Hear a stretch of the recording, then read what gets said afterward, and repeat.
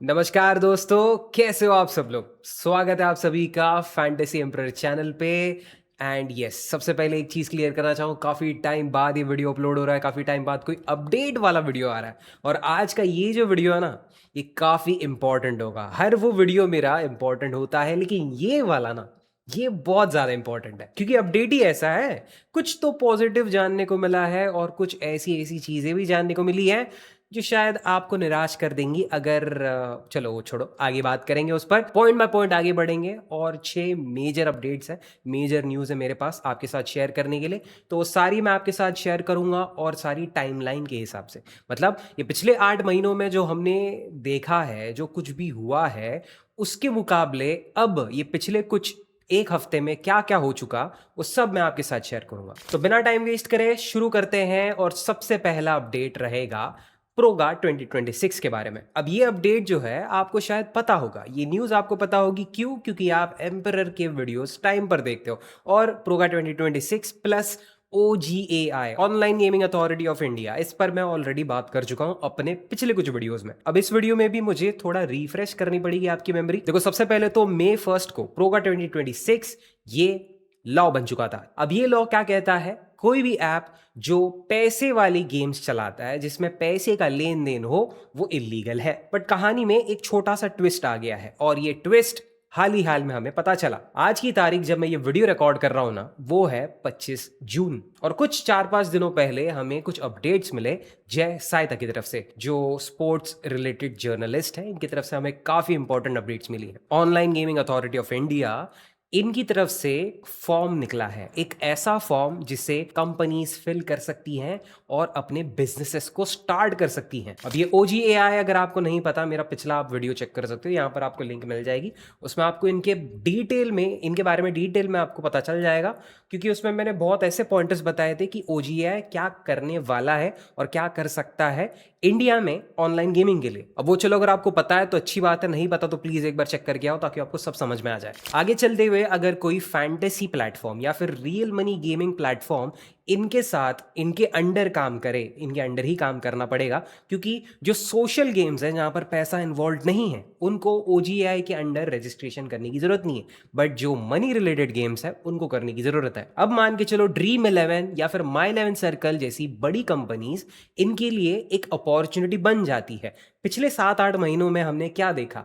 हमने देखे ढेर सारे ऐसे न्यूज़, ऐसी अपडेट्स जो हमारे कुछ काम की नहीं थी, जो मिसलीडिंग थी, मिस इन्फॉर्मेशन थी, सब कंफ्यूजिंग था। ठीक है, कुछ समझ में नहीं आ रहा था कि चल क्या रहा है। ये बैन कर दिए हैं, लेकिन उसके अलावा क्या? बैन करना किसी भी चीज़ को एक सोल्यूशन नहीं बन सकता। ठीक है, उसमें कुछ रेगुलेशंस होनी चाहिए। अगर वो चीज़ एक्चुअली हार्मफुल है, उससे कुछ पॉजिटिव नहीं है, तो फिर भैया उसे बैन करना सही है। बट खैर, उस पर हमारा कोई कंट्रोल नहीं है। लेकिन फिलहाल मैं आपको बताना चाहूंगा कि OGAI इनके अंडर अगर रजिस्टर करते हैं तो age verification, user compliance, grievance officer, ये सारी अच्छी चीजें हमको देखने को मिलेंगी। इससे फैंटेसी जितना सेफ था उससे ज्यादा सेफ होगा। और जो गवर्नमेंट का कहना था कि हमारा यूथ बर्बाद हो रहा है फैंटेसी के पीछे, अब नहीं होगा, क्योंकि OGAI का काम ही यही है कि वो वेरीफाई करे, वो सारी चीजों पर ध्यान रखे। तो इसमें जितने भी जेन्युइन प्लेटफॉर्म्स थे ना, जो जेन्युइनली लीगली ऑपरेट कर रहे थे,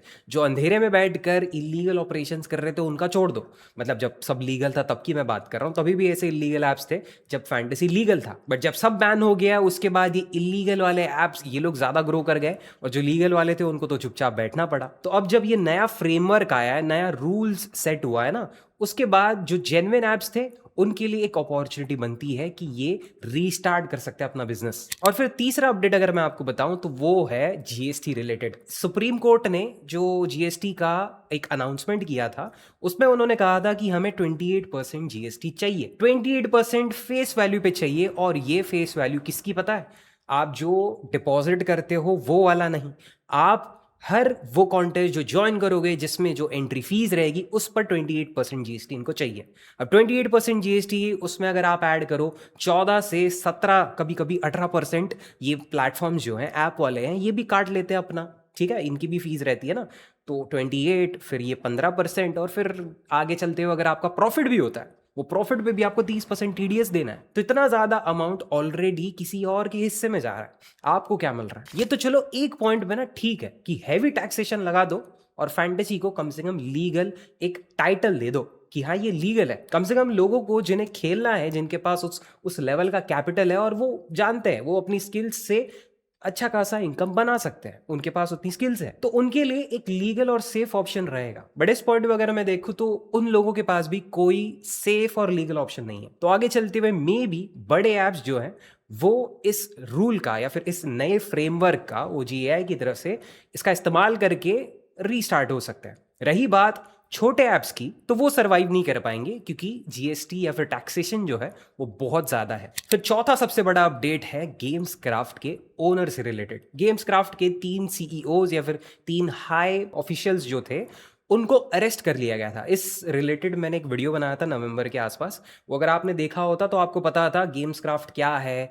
और गेम्स क्राफ्ट के साथ ही साथ मतलब आज मैंने अगर एक वीडियो बनाया है कि गेम्स क्राफ्ट के ऊपर ईडी की रेड हो रही है, दूसरे दिन मुझे फिर से एक वीडियो बनाना पड़ रहा है कि फिर से किसी पर रेड हो रही है, फिर से किसी के घर पे, किसी के हेडक्वार्टर्स मतलब बिजनेस ऑफिस में, सब जगह रेड हो रही है ईडी की। तो ऐसा कुछ टाइम था नवंबर दिसंबर 2025 के आसपास। बट उन सारी रेड्स में ना अभी फिलहाल गेम्स क्राफ्ट की रेड जो थी, जो नवंबर में हुई थी, उसका खुलासा हुआ है। कर्नाटका हाई कोर्ट ने फाइनली एक जजमेंट पास किया है जिसमें उन्होंने बोला है कि उनके सीईओज, उनके ओनर्स को रिलीज कर दिया जाए। अब रिलीज क्यों? क्योंकि कर्नाटका हाई कोर्ट ने यह भी कहा कि उन्हें गलत प्रोसीजर से अरेस्ट किया गया था। जी हाँ, ईडी ने उनको गलत प्रोसीजर से अरेस्ट किया था। तो गेम्स क्राफ्ट के इन ओनर्स को अगर इलीगल तरीके से अरेस्ट किया गया था, ये कहते हुए क्रिप्टो करेंसी के स्कैम या फिर मनी लॉन्ड्रिंग के केस में, ऐसे सिमिलर रीजंस या फिर सिमिलर प्रोसीजर यूज किए गए थे क्या ईडी की तरफ से बाकी एप्स को टारगेट करने के लिए? अब जाकर अगर आप पीछे देखोगे ये सब केसेस की तरफ, तो आपको लगेगा कि कुछ तो गलत हो रहा था और कोई तो ये जानबूझ कर रहा था। आगे बढ़ते हैं और अपडेट नंबर 5 आपको बताता हूं। ये गवर्नमेंट वेबसाइट रिलेटेड है। रिपोर्ट्स के मुताबिक गवर्नमेंट की कुछ ऐसी वेबसाइट्स थी जो हैक हो गई थी और इन्हें हैक करने के बाद उन्हीं हैकर्स ने इन वेबसाइट्स पे इलीगल गैम्बलिंग और उसी की तरह के जो भी वेबसाइट्स होती है वो प्रमोट करना चालू कर दी थी। अब ये वेबसाइट्स कैसे हैक हो गई, ना क्या हो गया, उस बारे में तो मैं ना कोई एक्सपर्ट हूं, ना मैं इस पर कुछ ज़्यादा कमेंट कर सकता हूं। बट अगला और आखिरी अपडेट अगर मैं आपको बताऊं तो वो है जंबो ऐप रिलेटेड। अब इस ऐप के अगेंस्ट मैं ऑलरेडी था, इस पर मैं पहले से ही कह रहा था कि प्लीज इस पर ना खेले, इस पर अगर आप नहीं खेलोगे तो आपके लिए बेटर रहेगा। बट स्टिल काफी लोगों ने कंटिन्यू किया और वो खेलते गए। इस ऐप ने काफी सारे ऐसे लूप होल्स यूज किए थे ये क्लियर करने के लिए कैसे ये एक लीगल ऐप है। और बहुत सारे ऐसे नादान लोग जिन्हें नहीं पता, ये कहते थे कि भैया ये ऐप तो ऐप स्टोर पे भी है, ये ऐप प्ले स्टोर पे भी है, तो इलीगल कैसे हुआ? भैया ऐप स्टोर और प्ले स्टोर पे होना कोई बड़ी बात नहीं है। उस ऐप को आप क्या दिखा रहे हो और उसके अंदर आप क्या चला रहे हो, ये कंप्लीटली डिफरेंट चीजें हैं। बट खैर वो ऐप अभी शट डाउन हो चुका है, काफी लोगों का इसमें नुकसान हुआ। आज मैंने इंडिया वर्सेस बांग्लादेश वाली मैच स्ट्रीम भी की थी। हमारे लाइव सेशन में बहुत सारे लोग आए, बहुत सारे लोगों ने अपनी दिक्कतें बताई कि कैसा उनका वहाँ पर एक स्पेसिफिक अमाउंट अटक गया है या फिर वो क्लेम नहीं कर पा रहे हैं, वो कुछ नहीं कर पा रहे हैं। ये कहते हुए मुझे अच्छा नहीं लगता, बट येस कहीं ना कहीं वो ये डिजर्व करते हैं क्योंकि ये चीज़ मैंने पहले ही क्लियर की थी कि ऐसे प्लेटफॉर्म्स पर खेलकर आपको कुछ नहीं मिलने वाला। एंड ऑफ द डे ये जितने भी ऐप्स हैं या जो कुछ भी प्लेटफॉर्म्स है ना, ये एक टाइम बॉम्ब की तरह है, एक ना एक दिन फटेंगे। जब इनका टाइम आएगा तब फटेंगे। और ये टॉपिक को तो चलो साइड में हटाओ, मेन क्या है, जो लीगल फैंटेसी एप्स हैं, जो पेड कॉन्टेस्ट्स हैं, क्या हम उन्हें एक्सपेक्ट कर सकते हैं आगे चलते हुए? इसका आंसर अभी भी मैं येस और नो में नहीं बता सकता क्योंकि अभी भी काफी चीजें क्लियर नहीं है। बट एक चीज मैं क्लियर आपको बता सकता हूं, जो OGAI का फॉर्म है, इससे एक पाथवे, एक रास्ता बन चुका है बड़े ऐप्स के लिए अपने बिजनेसेस, अपने ऑपरेशंस को रीस्टार्ट करने का। आज इंडिया वर्सेस बांग्लादेश वुमेन्स वाली जो मैच थी उसमें हमने देखा ड्रीम 11 ने फ्री कॉन्टेस्ट में 1 लाख कैश प्राइज या फिर प्राइज पूल रखा था, जिसमें रैंक 1 को 10,000 और उसके बाद जितने भी रैंक 9,000 तक जो भी थे उनके लिए 10 रुपीज़। उसके अलावा दूसरे दिन अगर कल की बात मैं करूं तो इंडिया वर्सेस आयरलैंड वाली मैच में उसमें 1 लाख रैंक 1 को है। तो इससे हमें क्या पता चलता है कि ड्रीम 11 वेलन अभी अपने रिवॉर्ड्स को धीरे धीरे इंक्रीज कर रहा है। जो उन्होंने इतने बड़े मैचेस में, जो सेमीफाइनल और फाइनल्स हुई थी, उसमें उन्होंने लिटरली अपने प्राइस पूल को क्रैश कर दिया था। जो लाखों करोड़ों की बातें हो रही थी, सीधा 500 पर आ गए थे। तो आप इमेजिन कर सकते हो, वहां से 500 से लेकर अगर 1 लाख का प्राइस पूल वापस से देखने को मिल रहा है, जो कि बड़ी मैच है, इंडिया की मैच है भाई, दिख तो रहा है, मिल तो रहा है। तो इसका मतलब ये है कि कहीं ना कहीं जो जीएसटी बिल उन पर इम्पोज किया गया था, जो कि मैंने कहीं पढ़ा, एक्सपर्ट्स ने कैलकुलेट किया है 2.5 लाख करोड़ का है। 2.5 लाख करोड़। तो अगर ये बिल क्लियर हो गया है तो वेल एंड गुड, बट इतनी बड़ी अमाउंट ना मुझे नहीं लगता इतनी इजीली क्लियर हो गई है। मुझे लगता है शायद बाईपास हो गया है। और ये मुझे इसीलिए लगता है क्योंकि अगर ये जीएसटी बिल जो है, इसे अगर हम बाईपास या फिर फैंटेसी ऐप्स वाले बाईपास करते हैं, तो आगे चलते हुए इनके जो फ्यूचर ऑपरेशंस रहेंगे, आगे चलते हुए जब ये काम करेंगे, तो उस पर फिर इनको जीएसटी मिलेगा। अगर आगे चलाने के लिए इनको परमिशन ना मिले, कहेंगे कि पहला वाला बिल क्लियर करो, आगे का नहीं मिलेगा ना, ये वाला भी नहीं मिलेगा, कुछ नहीं मिलेगा। तो मेरे ओपिनियन में, जो कि मैं सही भी हो सकता हूँ और गलत भी हो सकता हूँ, इस बिल को या फिर जो भी इनको वो अमाउंट भरनी है उसे बाईपास कर दिया गया है, उसे कैंसिल कर दिया गया है। और फिर आगे चलते हुए ये ऐप्स फिर से चालू होते हुए आपको दिखेंगे, और फिर जो भी होगा आगे वो तो देखा ही जाएगा। तो आपका जो सवाल, क्या मनी कॉन्टेस्ट या फिर ये जितने भी बड़े ऐप्स हैं, क्या ये वापस चालू होंगे, इसका आंसर हाँ भी नहीं है, ना भी नहीं है। फिलहाल हम वेट कर रहे हैं और हमें वेट करना पड़ेगा थोड़ा और। एंड दैट्स इट दोस्तों, यही सारी वो बड़ी और इंपॉर्टेंट अपडेट्स थी आपके लिए। वीडियो अगर आप इस पॉइंट पर देख रहे हो तो प्लीज एक लाइक करते हो जाना और शेयर करो यार। शेयर करो अपने उन दोस्तों के साथ जिनको अब तो कुछ पता ही नहीं है क्या चल रहा है क्या नहीं।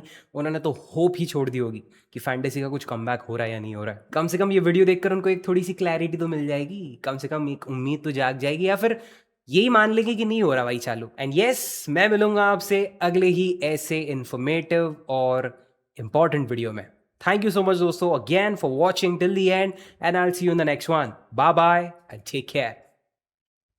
चलो।